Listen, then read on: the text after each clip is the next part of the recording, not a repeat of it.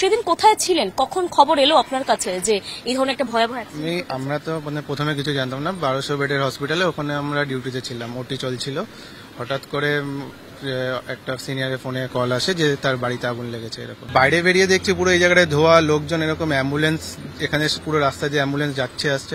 তখন আমি ফোন দেখতে বুঝলাম যে সবাই বলছে এরকম যারা রেসিডেন্ট, যত রেসিডেন্ট আছে সব ডিপার্টমেন্টে, তাদেরকে হসপিটাল যে ট্রমা সেন্টার ওখানে যেতে বলা হয়েছে। ট্রমা সেন্টারে তো সব এক এক করে সব পুরো অ্যাম্বুলেন্স আসছিল, সব পেশেন্টকে আনা হয়েছে।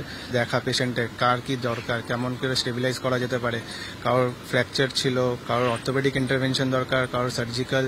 যে সোলো সার্ভাইভার ওই প্লেনে ছিল সেও তো এখানে ট্রিটমেন্ট হচ্ছে, তার অবস্থা কেমন ছোট করে কি বলা সম্ভব? সে মানে যখন এসছিল তার লেফট আই এর ওখানে ইঞ্জুরি ছিল আর লেফট আর্মের ওখানে বার্ন ইঞ্জুরি ছিল, কিন্তু সে ভাইটালি স্টেবল ছিল। সে মোটামুটি যখন ছিল কথাবার্তা বলছিল, তো সে প্রথমে বলে যে এরকম সে ফ্লাইটে ছিল, এরকম তার ডকুমেন্টস এইসব দেখা, কিন্তু সেইগুলো তখন সেকেন্ডারি ছিল। তখন কে বেঁচেছে, কে আছে সেরকম আমরা কিছু মানে ভাবার অবস্থায় ছিলাম না।